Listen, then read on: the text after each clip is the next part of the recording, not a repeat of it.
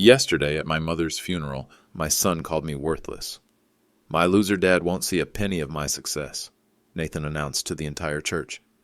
I'm done pretending he deserves my respect. I sat there in my wheelchair, saying nothing, just like I'd done for 12 years of his cruelty, just like the broken man he thought I would do. What Nathan didn't know was that I'd been planning this moment for 2 years. 15 years ago, I was Fire Captain Charlie Walsh. I saved my son's life and lost the use of my legs when a hospital's defective equipment crushed my spine. The accident that crippled me also made me rich, $160 million in settlement money that Nathan never knew existed. For 15 years, I let him believe we were poor. For 15 years, I watched him steal my disability payments while planning to dump me in a nursing home. For 15 years, I documented every cruel word, every stolen dollar, every moment he chose convenience over compassion. This story has more twists than you'll see coming. It started at 3:47 p.m. at St. Mary's Catholic Church on Riverside Drive. Nathan Walsh, 28 years old, investment advisor, dressed in his designer suit, had just delivered the cruelest speech anyone in that room had ever heard. "This is my grandmother's funeral, not a pity party for my father," he continued, his voice carrying across the memorial reception like a closing argument. "He's been a burden on this family since his accident. Frankly, I'm ashamed to be related to him." Rebecca Williams, his fiancée, grabbed his arm. "Nathan, stop." "No, I won't stop. I've sacrificed 15 years of my life taking care of someone who contributes nothing. I've lost relationships because of his pathetic existence. I've been embarrassed professionally because people associate me with failure." Fire Chief Tony Romano, my former colleague, stepped forward. "Son, that's enough." Nathan turned toward him with pure contempt. "Chief Romano, with all due respect, my father stopped being a hero the day that accident turned him into dead weight. I refuse to let his worthless life drag down mine any longer." The room went silent. Every firefighter, every neighbor, every family friend stared at this young man destroying his father in public. But what really broke my heart wasn't the cruelty, it was the calculation. Nathan had rehearsed this speech. He'd chosen his grandmother's funeral as the perfect stage to finally cut me loose. What he didn't know was that Rebecca Williams, the woman he'd been dating for 2 years, was a private investigator I'd hired. What he didn't know was that every word was being recorded. What he didn't know was that his worthless father had enough money to buy his entire investment firm. And what Nathan definitely didn't know was that I'd already prepared a will leaving him exactly $15 coffee money, since that seemed to be what our relationship was worth to him. If you've ever watched someone destroy themselves with their own words, you know what's coming next. If you're listening from anywhere that still values family loyalty, this story's going to hit different. Some secrets take 15 years to surface. The accident happened on October 15th, 2008. Nathan was 16, drunk on beer his buddy Kevin had stolen from a gas station, driving my pickup truck down Highway 49 at 11:30 on a Tuesday night. I got the call at the firehouse. "Captain Walsh, we need you at mile marker 47. Single vehicle collision, entrapment, possible fatality." When I arrived at the scene and saw my license plate number twisted around an oak tree, my heart stopped beating for what felt like an hour. Nathan was unconscious, pinned under the steering wheel, gas pooling around the wreckage. The engine was smoking. We had maybe 3 minutes before the whole thing went up. "Jesus, Charlie, that's your kid," Romano said, arriving in the second truck. "Then get me the jaws of life." "Protocol says wait for..." "Screw protocol. That's my son." I crawled into that wreckage without breathing apparatus, without proper backup, without following any of the safety procedures I'd trained on for 18 years. I had one thought: get Nathan out alive. The hydraulic spreader freed his legs in 90 seconds. I dragged him clear of the vehicle just as the gas tank erupted in a fireball that singed the hair off my arms. Nathan was breathing. Nathan was going to live. That should have been the end of the story. Instead, it was the beginning of a nightmare that would steal everything from both of us. At County General Hospital, they loaded Nathan onto a stretcher and wheeled him toward emergency. Internal bleeding, possible concussion, but stable. Then they turned to me. "Captain Walsh, we need to check you for smoke inhalation." "I'm fine. Stay with my son." "Sir, it's standard procedure." The intake nurse, a tired-looking woman named Patricia, guided me to room 447. "Just precautionary, Captain." You breathed in a lot of fumes. She positioned me on the examination table and activated the hydraulic lift to adjust the height. I heard a grinding sound, like metal grinding against metal. That doesn't sound right, I said. Patricia frowned and pressed the control again. The grinding got louder. Then the bracket holding the lift mechanism snapped. 300 pounds of hospital equipment crashed down on my lower back like a sledgehammer. I heard the crack before I felt the pain. The T12L1 vertebrae shattered on impact, severing my spinal cord completely. In the space of 90 seconds, I went from hero to paraplegic. Code Blue, room 447. Code Blue, room 447. The next 24 hours were a blur of emergency surgery, medical consultations, and lawyers. Lots of lawyers. The equipment manufacturer had known about the defective bracket for 8 months. 17 other units had failed across California, causing injuries ranging from broken bones to permanent disability. County General had received 2 safety recalls and ignored both of them. But none of that mattered when Nathan woke up 3 days later and learned what his rescue had cost me. "Dad, I'm so sorry. This is my fault." I was lying flat on my back, catheter tube running from under the hospital blanket. Morphine drip keeping the pain manageable. "Nathan, you're alive. That's all that matters. But your legs will heal." Even then, I was lying. The doctors had already told me the damage was permanent. Complete paralysis below the waist. Wheelchair for life. Nathan started crying. Real tears, the kind I hadn't seen since his mother Linda died 4 years earlier. "I should never have been driving. I should never have been drinking. I've ruined your life." "Hey." I reached out and took his hand. "You listen to me. I'm a firefighter. This is what we do. We save people. The only thing that would ruin my life is if something happened to you." He squeezed my hand. "I'll take care of you, Dad. I promise. Whatever you need." For 6 months, he kept that promise. Nathan helped me through physical therapy, learned to operate the wheelchair lift, drove me to medical appointments. He was the son every disabled father dreams of having. Then the settlement money started coming in. The lawyers arranged it quietly. $80 million from the equipment manufacturer, $50 million from the Community Hero Fund that had been established after 9/11s, $30 million from my life insurance policies, since the disability clause counted as accidental death benefits, $160 million, $847,000. I made a decision that day that would define the next 15 years. Nathan would never know about the money, not until he proved what kind of man he really was. By his 17th birthday, Nathan's gratitude had curdled into resentment. By his 18th, resentment had become anger. By his 21st, anger had become something darker. The teenage boy who'd promised to take care of me forever had disappeared, replaced by a man who saw my wheelchair as an embarrassment and my needs as an inconvenience. But I kept hoping. I kept believing that somewhere inside the angry adult was the grateful kid who'd held my hand in that hospital room. That day I saved a life and lost everything else. The pattern started small. Nathan would forget to pick me up from physical therapy. He'd schedule important dinners during my doctor's appointments. Little things that could be explained away as oversight or busy schedule. By 2020, oversight had become deliberate cruelty. "Dad, I'm bringing some colleagues over for drinks tonight. Can you stay in your room?" "This is my house, Nathan." "Technically, it's our house. I've been paying the mortgage for 3 years.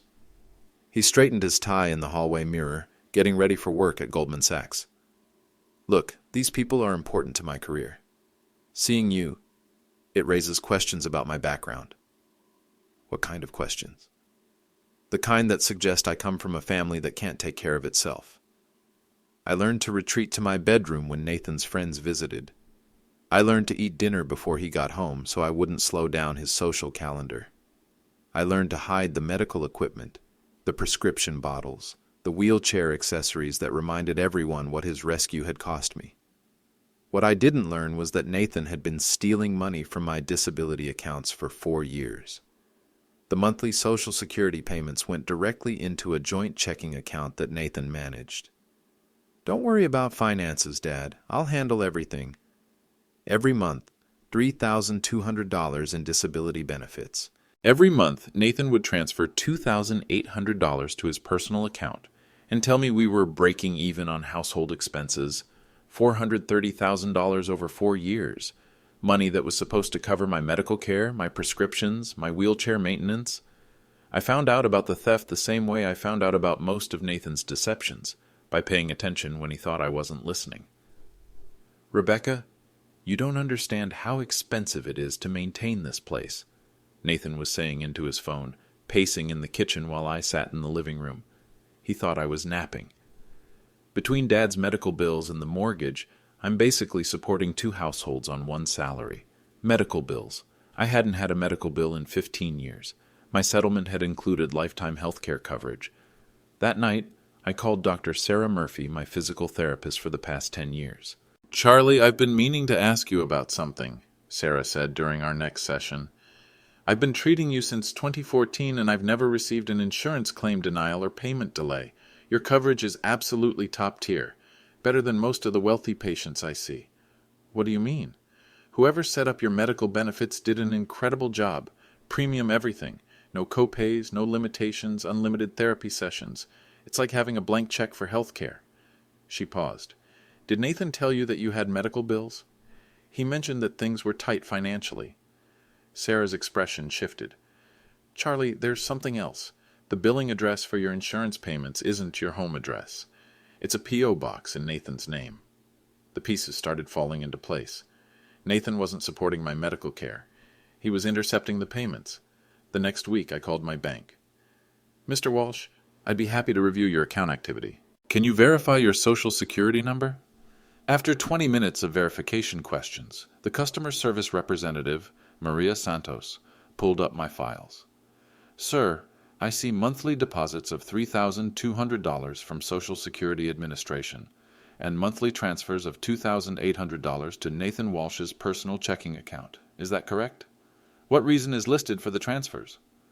"The memo line says household expenses and medical care." "Maria, can you tell me the current balance in Nathan's personal account?" "I'm sorry, sir, I can't provide information about other people's accounts, even family members." "What I can tell you," I said carefully, "is that I'd like to change my account settings so that future Social Security payments require my personal authorization for any transfers. Of course, I'll flag your account immediately." That night, Nathan stormed into my bedroom at 11:30 p.m. "Dad, what did you do to the bank accounts?" "I made some changes." "What kind of changes?" "The kind that require my signature for financial transactions." His face went red. "You think I'm stealing from you? I think you've been managing my money without telling me where it's going." "I've been keeping us afloat. Do you have any idea what it costs to maintain this house, pay for your equipment, deal with your medical expenses?" I looked at him for a long moment. "Nathan, what medical expenses?" He couldn't answer that question, but he had no idea what I'd been planning. The revelation came on a Tuesday morning when Dr. Murphy accidentally mentioned something that would change everything. "Charlie, I wanted to let you know that your insurance company approved the new therapy equipment, the claim processed automatically through your Disability Rights Fund account." I stopped mid-exercise. "My what account?" "Your DRF account, number DR4821CW. It's been covering your treatment costs since I started seeing you." She paused, realizing she might have said something wrong.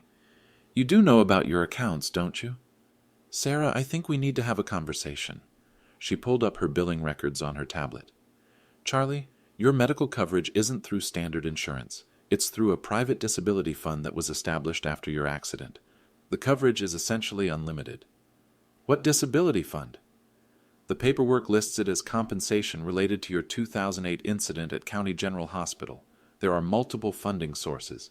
She scrolled through the screen. "Medical malpractice settlement, Community Hero Compensation Fund, First Responder Injury Benefits." "Charlie, this is serious money." My hands started shaking. "How much money, Sarah?" "I can't see the total fund value, but your monthly allocation for medical expenses alone is $50,000. And according to this, you've never used more than $3,000 per month." She looked up at me. "Charlie, where do you think the rest of that money is going?" That afternoon, I made a phone call I should have made years earlier. "Richardson Law Offices, this is Janet Richardson." "Miss Richardson, this is Charlie Walsh. I was referred by Dr. Sarah Murphy. I think I need a lawyer." "What can I help you with, Mr. Walsh?" I'm disabled, and I believe my son has been stealing my disability benefits. But I think the situation might be more complicated than simple theft. 2 days later, Janet Richardson wheeled herself into my living room. She was in a wheelchair too. Multiple sclerosis, she explained, which immediately put me at ease. Mr. Walsh, I specialize in elder abuse and disability rights cases. Dr. Murphy filled me in on some basics, but I need to understand the full scope of your situation. I'm not sure I understand the full scope myself. Janet opened her briefcase and pulled out a thick folder. After Dr. Murphy called me, I did some preliminary research. Mr. Walsh, are you familiar with the terms of your medical malpractice settlement? What medical malpractice settlement? She stared at me. The settlement from County General Hospital, October 2008. Equipment failure resulting in permanent disability. She flipped through the documents. $80 million paid out over 15 years into a managed trust fund. The room started spinning. There's more, she continued. Community Hero Compensation Fund established after your rescue operation. $50 million. First responder disability coverage through the city. $30 million. Mr. Walsh, your total settlement value is $160,847,000. I couldn't speak. The money has been managed by a financial services firm and earning compound interest for 15 years. The current value is approximately $240 million, but the original settlement figure of $160,847,000 is what's referenced in your legal documents. Where is this money? 3 trust accounts. One for medical expenses, one for living expenses, one for long-term care, all requiring your signature for major withdrawals. She paused. Mr. Walsh, someone has been intercepting your monthly allocations and forging your authorization signatures. Nathan.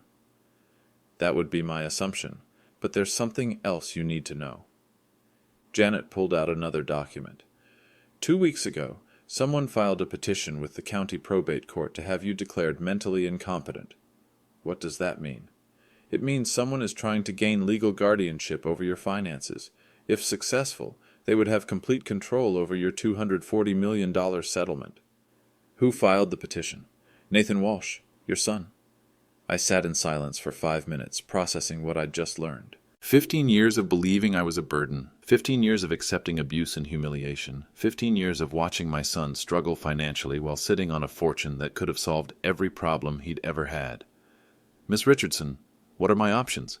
Legally, we can fight the incompetency petition, file charges for financial elder abuse, and restructure your trust to prevent future theft. She leaned forward. Personally, Mr. Walsh, you have the power to change your son's life forever. The question is, what kind of change do you want to make? What do you mean? You could forgive the theft, share the wealth, rebuild your relationship, or, she paused, you could make sure he never takes advantage of anyone's trust again. That night, I called Nathan into my room. Son, I need to ask you something important. What is it, Dad? If you had the chance to take care of me properly, without financial stress, would you want that? He laughed. Dad, I'd love that. But we both know it's impossible. I'm doing the best I can, but you're expensive to maintain. He sat down on my bed. Sometimes I wonder if it would be easier for both of us if you were in a care facility. You mean a nursing home? I mean a place with professionals who could give you the kind of care you deserve. People who are trained for this. And you think I'd be happier there? I think we'd both be happier. I looked at my son. Really looked at him, for the first time in years. The boy who'd promised to take care of me forever had become a man who saw me as a problem to be solved. Nathan, what if I told you that money wasn't the issue? What do you mean? What if I told you that I had resources you didn't know about? He frowned. Dad, you're not making sense. But the real shock was what else I'd been hiding. The next morning, Janet Richardson arrived with a briefcase full of documents and a plan that would expose 15 years of lies. Charlie, I've prepared the paperwork to freeze Nathan's access to your accounts and activate the elder abuse provisions in your trust agreement. Elder abuse provisions? When your settlement was established, the lawyers included protective clauses. If you're ever subjected to financial abuse or abandonment by family members, the trust can be restructured to exclude those individuals from inheritance. She spread the documents across my dining room table. Your son's petition for incompetency actually helps our case. It demonstrates a pattern of attempting to control your finances through legal manipulation. Dr. Murphy had agreed to serve as a witness. She arrived at 10 a.m. with her own folder of evidence.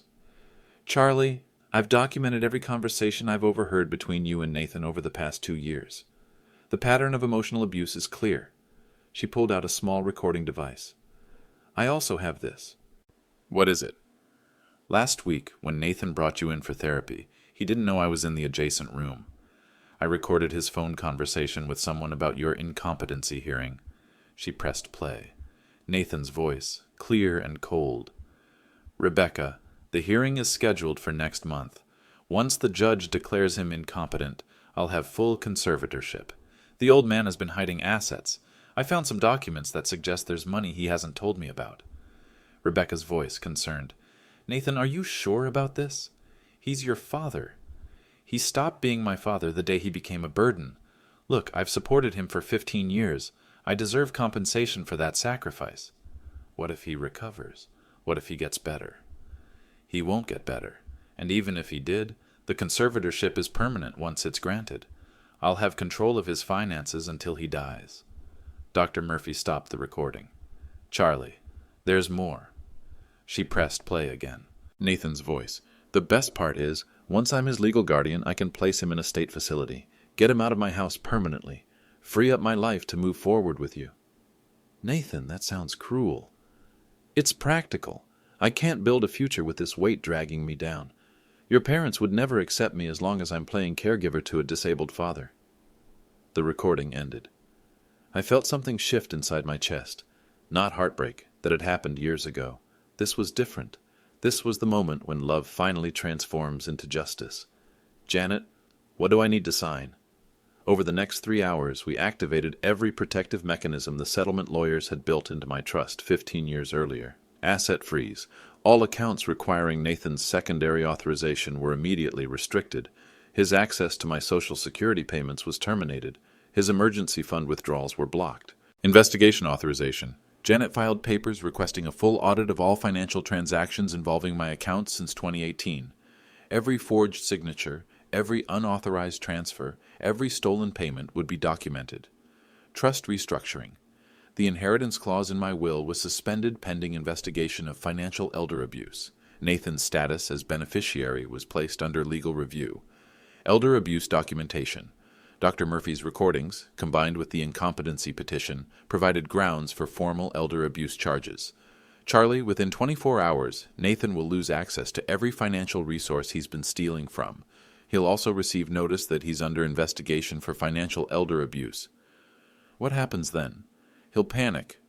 Men like Nathan, when their control is threatened, tend to escalate their behavior. He'll probably try to intimidate you into dropping the investigation. Let him try. That afternoon, my phone rang. Nathan's work number. Dad, what the hell did you do? I protected myself. Protected yourself from what? I've been taking care of you for 15 years. Nathan, taking care of me would involve actually taking care of me. What you've been doing is stealing from me while planning to warehouse me in a nursing home. Who told you that? Does it matter? Is it true? Silence on the phone. Dad, you don't understand the pressure I've been under. Supporting both of us, trying to build a career, managing your needs. Nathan, what if I told you that I've been financially independent this entire time? What does that mean? It means that every dollar you stole was unnecessary. It means that every humiliation you put me through was a choice. It means that the burden you've been carrying was imaginary. You're not making sense. I'm making perfect sense. For the first time in 15 years. Another pause. Dad, if you have money, why didn't you tell me? Why did you let me struggle? Because I wanted to see what kind of man you would become. Whether you would choose compassion or convenience when you thought no one was watching. That's not fair. Fair? I almost laughed. Nathan, you've been stealing money from a disabled man for 4 years. You filed legal papers to have me declared incompetent so you could steal more. You've been planning to abandon me in a state facility, and you think fairness is the issue here? I never meant... Yes, you did. That's exactly what you meant. Nathan hung up. 20 minutes later, my doorbell rang. Rebecca Williams stood on my front porch, looking nervous. Mr. Walsh, I'm Rebecca. Nathan's fiancée. Could I come in? Of course. She wheeled me into the living room and sat down across from me. Mr. Walsh, I need to tell you something. Nathan doesn't know I'm here. What is it? I've been documenting Nathan's treatment of you for the past 6 months. I stared at her. I'm a private investigator, and you hired me. The world shifted again. 6 months ago, you contacted my agency through Dr. Murphy. You wanted someone to witness Nathan's behavior without his knowledge, to build a case. I hired you? You don't remember? Slowly it came back. The phone calls I'd made during therapy sessions, the meetings I'd set up through Sarah, the decision to gather evidence before taking action. I've been reporting to you monthly about Nathan's financial activities, his conversations about placing you in care facilities, his theft of your disability payments. She pulled out a folder. I have 6 months of documentation. And Nathan? Nathan has no idea. He thinks I'm a random woman he met at a coffee shop who fell in love with his success story. Every insult was being recorded. That evening, Nathan came home earlier than usual. I was waiting in the living room when he walked through the front door. Dad, we need to talk. I agree. He sat down on the couch across from me, still wearing his Goldman Sachs suit, still carrying himself with the confidence of a man who thought he held all the cards. I got some concerning calls today from the bank and from some lawyers. They're saying there are problems with our joint accounts. Our accounts? The accounts I've been managing for you. Nathan, those are my accounts. You've been forging my signature on withdrawals for 4 years. His composure cracked slightly. Dad, I've been taking care of your finances because you asked me to. Show me where I asked you to steal $430,000. I never stole anything. Every dollar I took was for household expenses, your medical care. Nathan, I don't have medical expenses. My health care is covered by settlement funds you didn't know existed. He went pale. What settlement funds? The $160,847,000 I received from the hospital after their equipment crippled me. Nathan stood up so fast he knocked over the coffee table. What? Sit down, Nathan. You've had $160 million for 15 years? Sit down. He dropped back onto the couch like he'd been shot. Why didn't you tell me? Because I wanted to see what kind of man you would become when you thought no one was watching. That's insane. That's manipulative. No, Nathan. Manipulative is stealing disability money from your paralyzed father. Manipulative is filing papers to have me declared incompetent so you can control my finances. Manipulative is planning to dump me in a nursing home so you can build a future without the burden of caring for me. His eyes widened. How do you know about that? I know a lot of things. The front door opened. Rebecca walked in, carrying a briefcase. Hey, babe, Nathan said, relief flooding his voice. Thank God you're here. My dad has lost his mind. He's talking about $160 million and accusing me of stealing. Nathan, Rebecca said quietly, we need to talk. She set the briefcase down on the table and opened it. Inside were folders full of photographs, documents, and recording equipment. What is that? Nathan asked. Evidence, she said. Nathan, my name is Rebecca Williams. I'm a licensed private investigator with Omega Investigations, license number 4821. Nathan looked like he'd been hit by lightning. For the past 6 months, I've been documenting your financial theft, emotional abuse, and planned abandonment of your father. What? Everything you've said to me about Charlie, everything you've planned, every conversation we've had about placing him in care facilities, every detail about your conservatorship scheme, I've recorded all of it.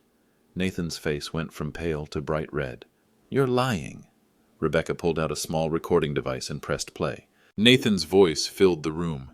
The old man has been hiding assets.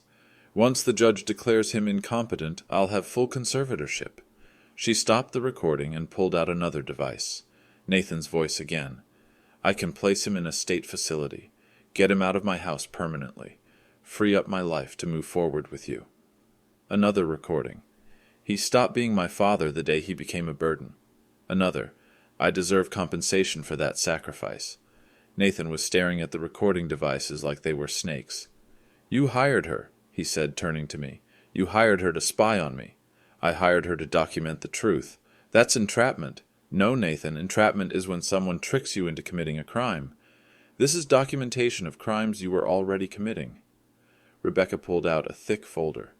Nathan, I have evidence of 847 documented incidents of emotional abuse over the past 6 months. I have recordings of you discussing financial theft. I have evidence of you forging your father's signature on financial documents. I have recordings of you planning to commit conservatorship fraud. This is insane. Dad, I'm your son. Yes, you are. And that makes this so much worse. Nathan turned to Rebecca, desperation replacing anger. Becca, you don't understand. I love you. What we have is real. Nathan, what we have is a professional investigation. I was hired to document your character. Mission accomplished. You don't mean that. You can't mean that. I mean every word. For 6 months I've watched you emotionally abuse a disabled man who sacrificed his mobility to save your life. I've watched you steal money from someone you thought was powerless. I've watched you plan to abandon your father in a state facility so you could live a more comfortable lifestyle. She closed the briefcase. Nathan, I've investigated embezzlers, fraudsters, and con artists for 8 years, but I've never met anyone as cold-hearted as you are. Nathan stood up, shaking with rage. Dad, you think you're so smart. You think you've won, but you have no idea what I'm capable of. Enlighten me. I'll have you declared incompetent anyway. I'll tell the judge that you're paranoid, delusional, that you're being manipulated by outsiders. I'll have you committed. Nathan, I'll make sure you never see the outside of a nursing home again. I'll make sure you spend your last years in the worst state facility I can find, and there won't be anything your private investigator or your lawyers can do about it. He headed for the door. You want to play games with your son's life? Game on, old man. The door slammed behind him. Rebecca and I sat in silence for a moment. Charlie, are you okay? I'm perfect. He just confessed to conspiracy to commit conservatorship fraud in front of a licensed investigator. You planned this. I planned some of it. The rest was just Nathan being Nathan. My son's world was about to collapse. Nathan's retaliation came faster than I expected. The next morning, 2 men in expensive suits appeared at my front door.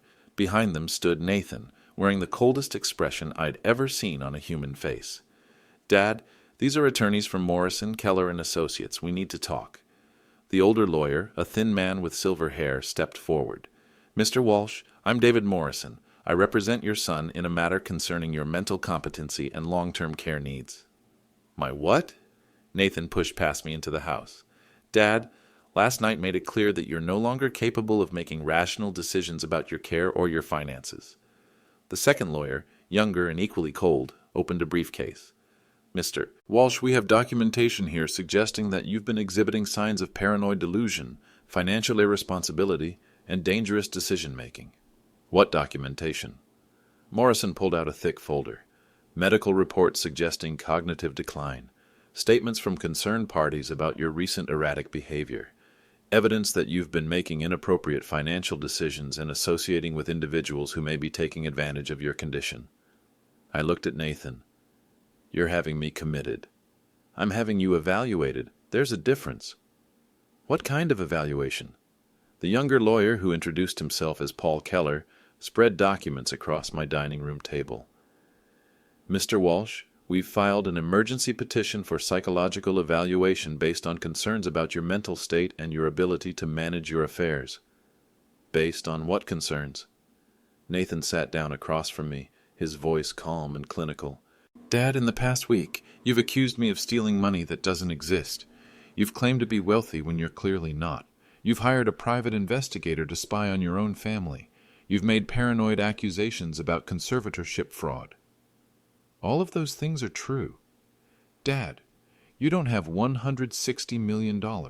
You're a disabled man living on Social Security. The idea that you've been hiding a fortune for 15 years is a delusion. Morrison nodded sympathetically. Mr. Walsh, these kinds of grandiose financial fantasies are common in patients experiencing certain types of cognitive decline. I felt something cold settle in my stomach. Nathan, what are you doing? What I should have done years ago, getting you the professional help you need. Keller pulled out another document. Mr. Walsh, we've already spoken with County Mental Health Services. They've agreed to conduct an emergency 72-hour psychiatric hold for evaluation. Psychiatric hold?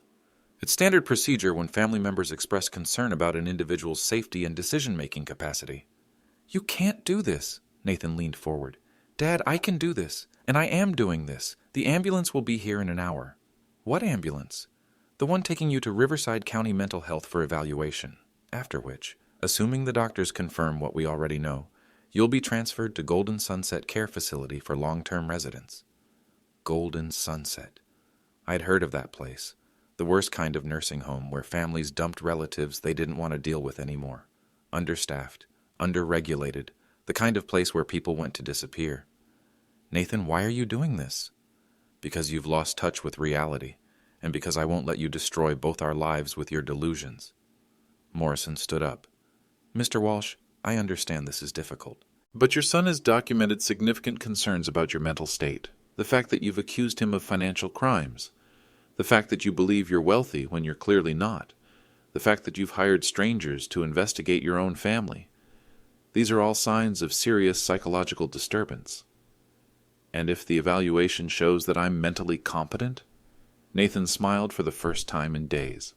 Dad, the evaluation will show exactly what it needs to show. The implications hit me like a truck. You've already arranged the results. I've arranged for qualified medical professionals to evaluate your condition objectively. Keller checked his watch. Mr. Walsh, we need to prepare you for transport. The county requires that you bring only essential items for the initial evaluation period. How long is the evaluation period? 72 hours minimum. Longer if the doctors determine that you pose a danger to yourself or others. And after that, Nathan answered. After that, assuming the evaluation confirms our concerns, you'll be transferred to Golden Sunset for long-term care. For how long? Permanently. The room started spinning.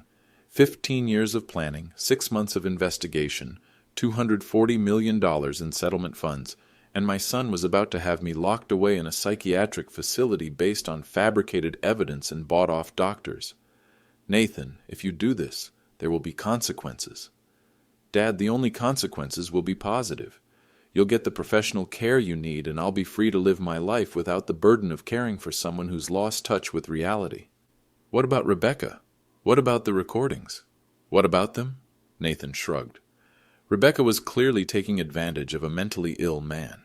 The recordings she made will be inadmissible as evidence once the court determines that you lack the mental capacity to consent to being recorded.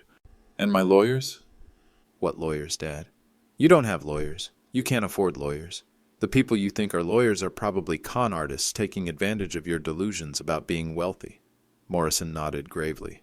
Mr. Walsh, this is exactly the kind of paranoid thinking that concerns us. Believing that you have legal representation when you clearly don't. Believing that you have vast financial resources when you don't. These delusions can make you vulnerable to exploitation.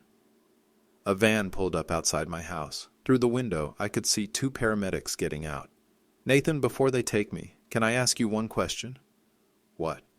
Do you really believe I'm mentally ill, or are you just trying to steal my money? He looked me in the eye with no emotion whatsoever. Dad, there is no money. That's the whole point. You're a broke, disabled man who's lost touch with reality. I'm trying to save you from yourself. The doorbell rang.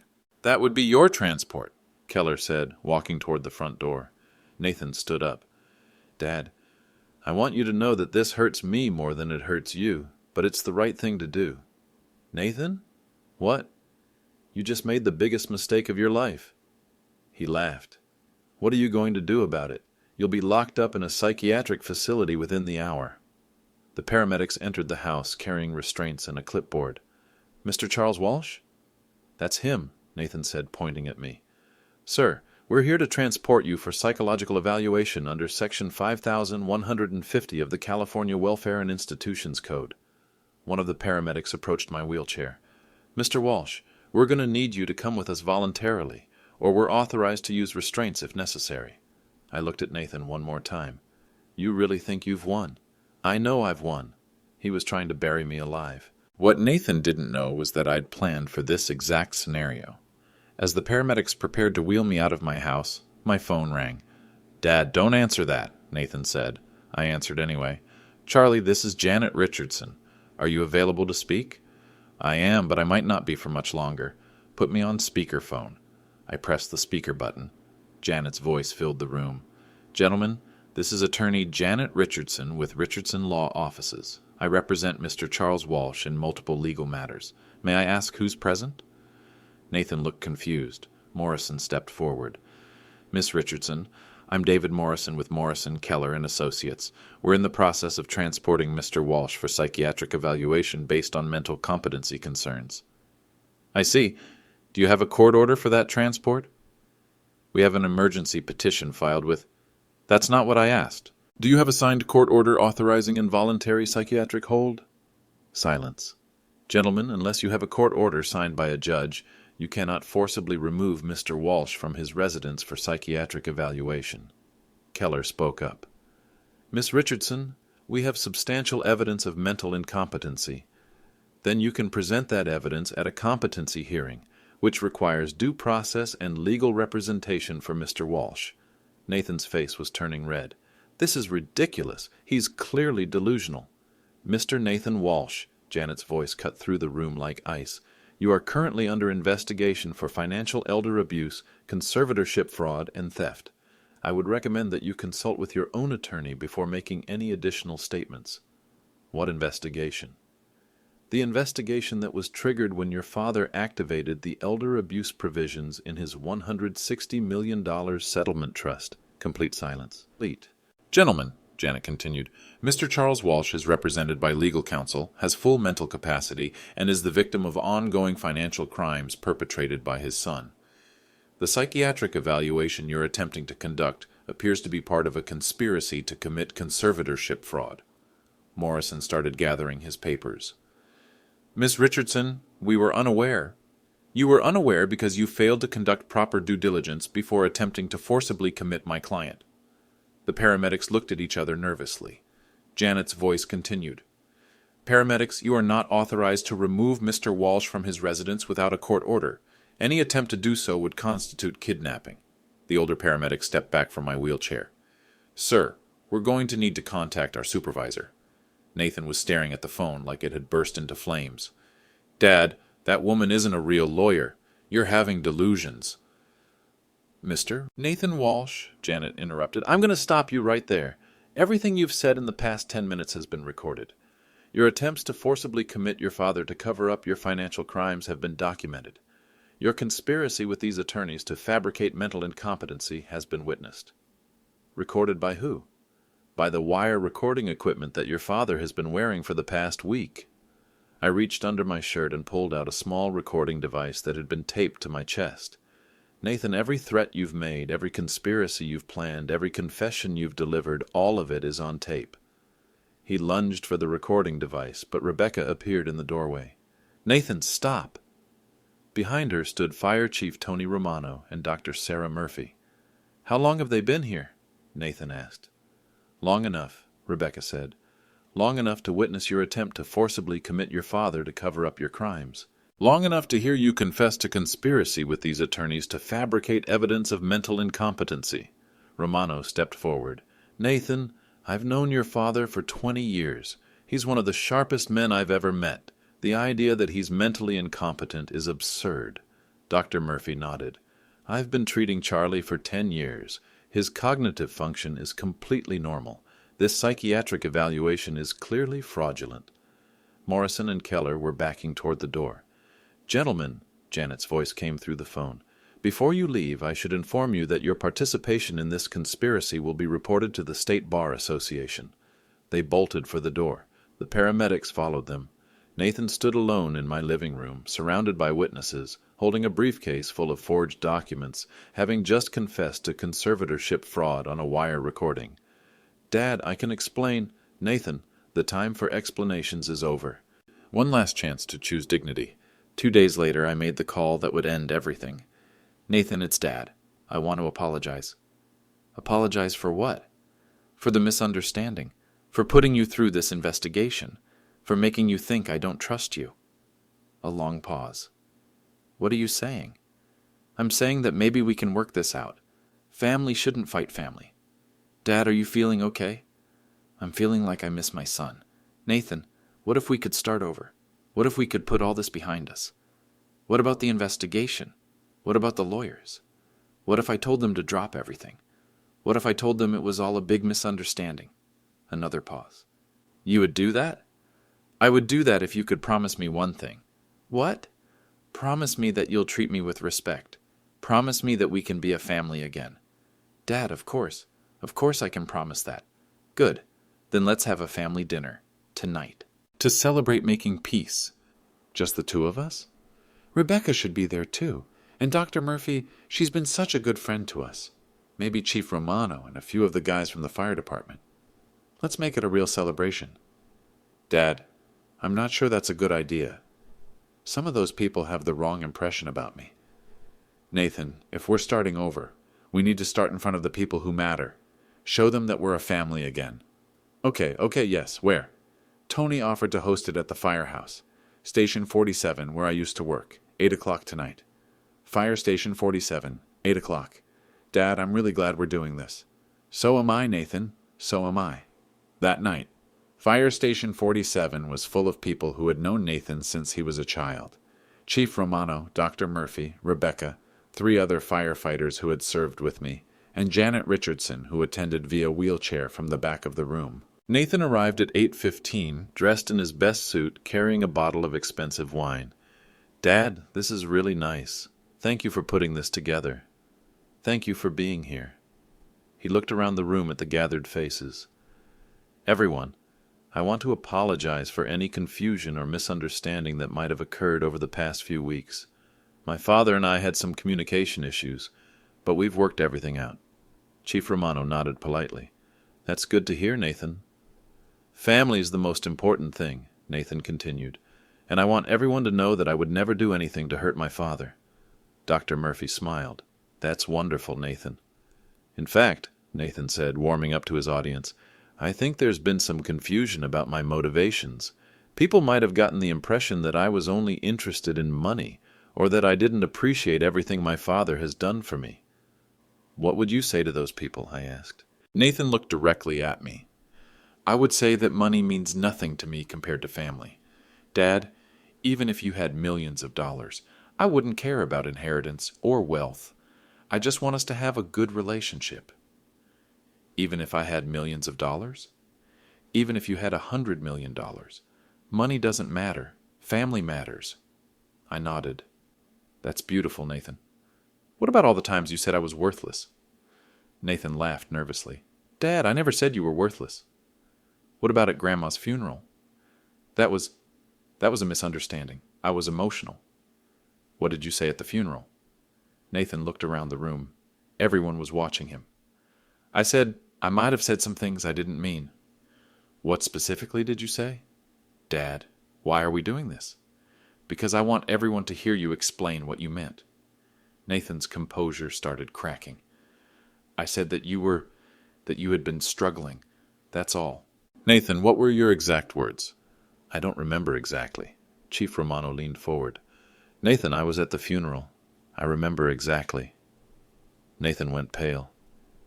You said, my loser dad won't see a penny of my success. You said he was a burden and an embarrassment. I didn't mean it like that. I stood up from my wheelchair and walked to the center of the room. Everyone gasped. Nathan, for 15 years you thought I couldn't walk. Nathan stared at me like he was seeing a ghost. For 15 years you've been treating me like a helpless cripple while stealing my money and planning to dump me in a nursing home. Dad, what are you doing? Sit back down. I've been able to walk for 8 years, Nathan. The paralysis was temporary, but I wanted to see what kind of man you would become when you thought no one was watching. Nathan looked around the room desperately. This is insane. He's having a breakdown.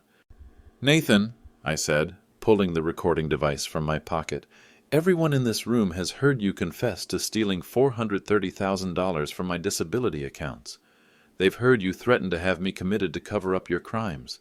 They've heard you say that I'm worthless, and that you deserve compensation for the burden of caring for me. You tricked me. No, Nathan. I gave you 15 years of chances to do the right thing. Rebecca stepped forward. Nathan, I need to tell you something else. I'm not just a private investigator. Nathan turned to her. I'm also a sworn peace officer with the county district attorney's office. She pulled out handcuffs.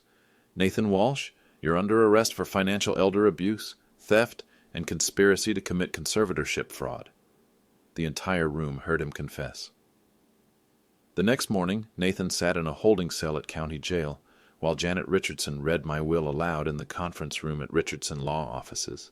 Present today for the reading of the last will and testament of Charles Edward Walsh are the beneficiaries and interested parties, as designated by the decedent.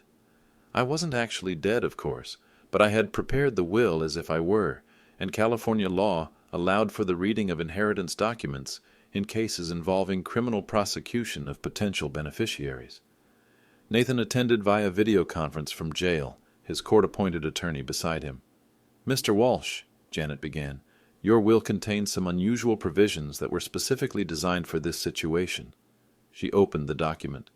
"To my son, Nathan Walsh, who announced at his grandmother's funeral that his loser dad won't see a penny of his success, I leave exactly $15. Specifically, I leave him $15 for coffee, since that appears to be the approximate value he placed on our relationship." Nathan's face went white on the video screen. "However," Janet continued, "the bulk of the estate valued at $160,847,000, plus accumulated interest totaling $240,332,000, is to be distributed as follows." She turned the page. $50 million to the Fire Department Disability Foundation to provide support for first responders injured in the line of duty. Chief Romano nodded approvingly from across the table. $50 million to the Elder Rights Legal Defense Fund to provide free legal services for elderly victims of financial abuse. Dr. Murphy squeezed my hand. $50 million to the Charlie Walsh Foundation for Disabled Heroes, which will provide financial assistance and advocacy for disabled veterans and first responders. The remaining $240 million will be held in trust for my son, Nathan Walsh, under the following conditions. Nathan leaned forward on the video screen. Nathan may access the inheritance only after completing the following requirements. First, full restitution of the $430,000 stolen from my disability accounts, plus interest and penalties. Second, completion of 500 hours of community service working directly with disabled veterans at county facilities. Janet looked at the screen. Third, completion of a 2-year supervised counseling program focused on family relationships and financial responsibility. Fourth, public acknowledgement of the financial abuse and a formal apology delivered at a public meeting of the County Board of Supervisors. And fifth, Janet continued, Nathan must demonstrate 1 year of consistent respectful treatment of disabled individuals through verified volunteer work, with documentation provided by 3 independent character witnesses. Nathan's lawyer whispered something to him. Upon completion of all requirements, Nathan will receive $240 million. However, if he fails to complete any requirement within 5 years, or if he commits any additional crimes, the inheritance will be forfeited permanently. Janet closed the document. "Mr. Nathan Walsh, do you understand the conditions of your inheritance?" Nathan stared at the camera for a long moment. "This is insane. You can't make me grovel for my own inheritance." "Mr. Walsh," Janet replied, "this is your father's money, earned through his pain and sacrifice. He can distribute it however he chooses. I'm his son. I have rights. You have the right to earn your inheritance through demonstrating the character your father hoped to see in you." Nathan turned to his lawyer. "Can we challenge this?" The lawyer shook his head. "Mr. Walsh, given your criminal conviction for financial elder abuse, you have no legal standing to challenge the will. The conditions are entirely legal and reasonable." Nathan looked back at the camera. "Dad, please, don't do this to me." I leaned forward. "Nathan, I'm not doing anything to you. I'm giving you a chance to become the man I always hoped you could be. What if I refuse? What if I won't do your requirements? Then you'll receive your $15, and you'll live with the knowledge that you threw away $250 million because you couldn't bring yourself to treat people with dignity." Nathan stared at me through the camera for 30 seconds. "I'll do it. I'll do whatever you want." But the real inheritance was just beginning. 6 months later, I stood at the podium of Fire Station 47, addressing a room full of disabled veterans and their families. "My name is Charlie Walsh, and I'm here to tell you that heroes deserve better than what I accepted for 15 years. The Charlie Walsh Foundation for Disabled Heroes had opened its doors in March, providing financial assistance, legal advocacy, and dignity restoration for first responders and veterans who had been abandoned by their families. We provide emergency financial assistance, legal representation against family abuse, and most importantly, we provide a community of people who understand that disability doesn't diminish worth. In the audience, I could see Dr. Murphy wiping away tears. Chief Romano was recording the speech on his phone. Janet Richardson sat in the front row, having become not just my lawyer, but a close friend. Some of you have been told that you're burdens. Some of you have been financially abused by people you trusted. Some of you have been abandoned by children you raised and sacrificed for. I paused. I'm here to tell you that their failure to see your worth doesn't diminish your value. Their failure to honor your sacrifice doesn't erase your heroism. After the speech, I wheeled myself back to my customized van. I still use the wheelchair for public events, partly for practical reasons, and partly as a reminder of the journey. At home, there was a message on my answering machine. Dad, it's Nathan. I finished the community service requirement. 500 hours at the Veterans Administration Hospital. I'm starting the counseling program next week. He paused. Dad, I met a man there. Vietnam veteran, paralyzed by shrapnel. His son hasn't visited him in 12 years. I keep thinking about what you said about seeing what kind of man I would become. Another pause. I'm not ready to ask for forgiveness yet. I don't think I deserve it. But I wanted you to know that I'm trying to become someone who might deserve it someday. The message ended. I deleted it and made myself dinner. Nathan had 2.5 years left to complete his requirements. Some days he called to report his progress. Some days he asked questions about my foundation work. Some days he didn't call at all. The $240 million sat in trust, earning interest, waiting for him to prove that love could overcome entitlement, that respect could be learned, and that family bonds could be rebuilt on foundations of dignity rather than blood. If he succeeded, he would inherit a fortune and regain a father. If he failed, the money would go to people who understood that sacrifice demands honor. Either way, I had already won the only victory that mattered. Some endings are really beginnings.